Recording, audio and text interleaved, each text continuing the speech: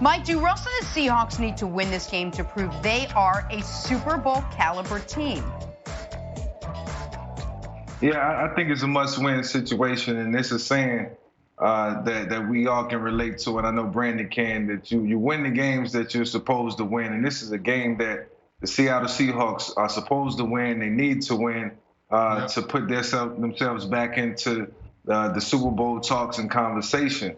The one thing I know is that Russell won't throw 3 picks this week. He'll probably be flawless and more, in control, of this week's game.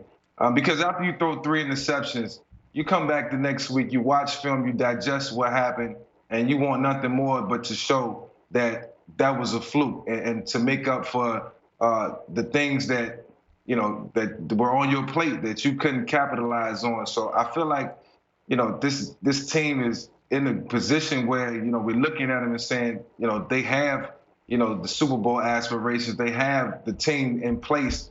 Ultimately, the defense has to step up. They got Carlos Dunlap this week, and Jamal Adams should be back. So they just got to piece it all together, win the games that you're supposed to win, and this is a game they should win. I'm nervous for Seattle, fellas. So a number of things. On the smaller piece of the nervousness is their running back room is just a mash unit. Their top 3 running backs haven't practiced all week. They're going to start a rookie named DJ Dallas out of Miami. He has 2 carries in his career. Now, I like DJ because his name is actually spelled out DJ, D-E-E-J-A-Y. I think that's an underrated thing. Not initials, spell out the initials. But I don't know if that speaks to his ability to be able to run on San Francisco. Here's the other reason I'm nervous for Seattle. They were really impressive in a dominant Week 1 win, I think over Atlanta. Since then, let's think about what their games have looked like. New England, a yard away from losing. Dallas, they have to convert a 4th and 3 or they lose. Miami, it's a 2-point game with 6 minutes left before Seattle puts it away. Minnesota, they should have lost that game. I'm still upset that I lost that bet, Minnesota the money line, maybe my best bet of the year that didn't win. And then last week, they did lose. That's 5 games in a row, Brandon, that your Super Bowl team, Seattle, has been on the brink. Now, the reason that you aren't that concerned, it's like, well, they have the best on-the-brink player in the league in Russell Wilson. But nobody can roll those dice every single week and not crap out. They crapped out last week. They're only 3-point favorites at home against the Niners this week, which concerns me a bit because it feels like Vegas is begging you to bet on Seattle. I think the Niners win this football game, Brandon. Yeah, no, look, here's the deal. The Cam Newton and the Patriots, they were playing good football before COVID hit that locker room.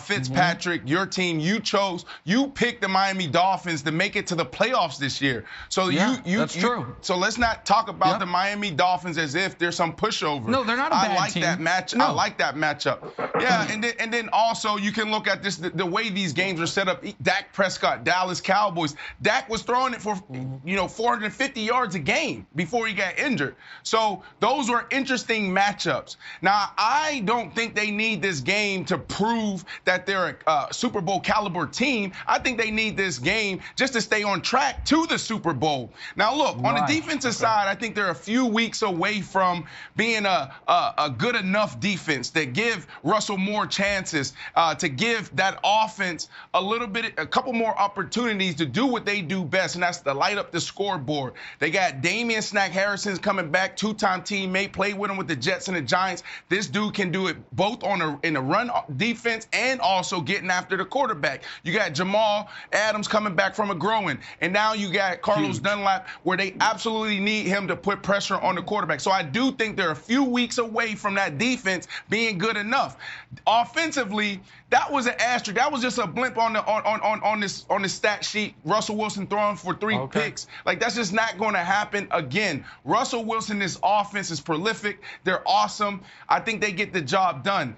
They need to just settle down and just do what they do best. The standard there in Seattle, and it's always been that way since Pete Carroll got there, Wilds, is let's go win a Super Bowl. That's it. Give me your best stuff every single day. Practice, game time, in a meeting room. That is the standard. Yep. That is the energy. So I think your points about the defensive additions are massive, but I just want to elaborate on one small point you made before I kick it to Wilds, which is the difference between being a Super Bowl contender, which I think Seattle is, and being on track for the Super Bowl.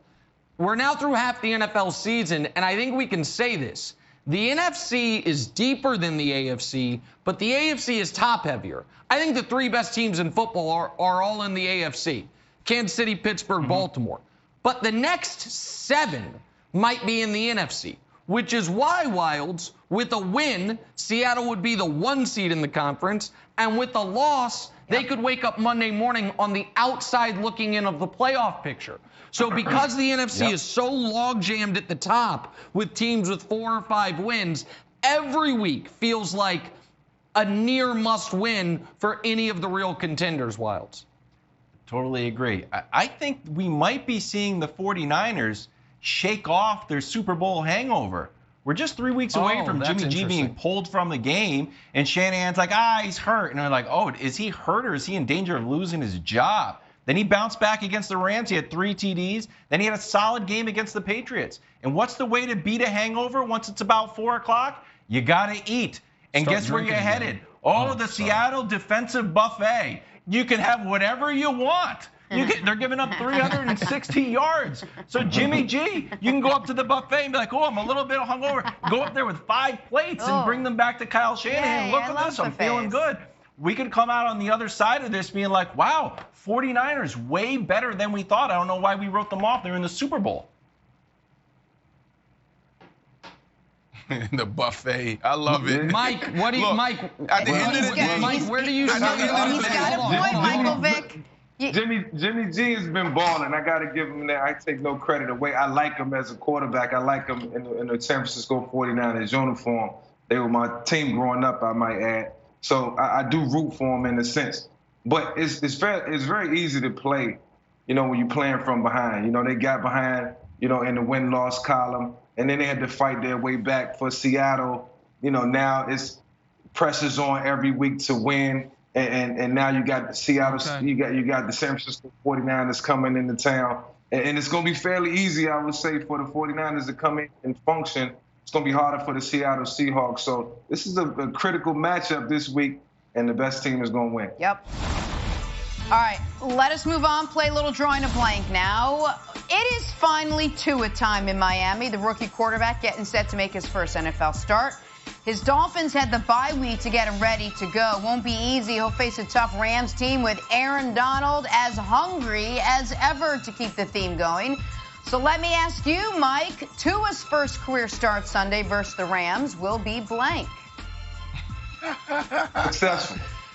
I'm excited to see this guy. From one lefty to another. I like everything about his game. I like his accuracy. I love his consistency when he was in college. I think he's a winner. And his game face, the eyes of a quarterback says it all. This guy, no smiles, all about business. He's going to be one of the best and brightest stars in the NFL over the next couple of years. It starts on Sunday. Thanks for watching. Subscribe here to get the latest from the show. Also, be sure to check out more of the best clips from First Things First, or go watch a few segments from our other shows on FS1.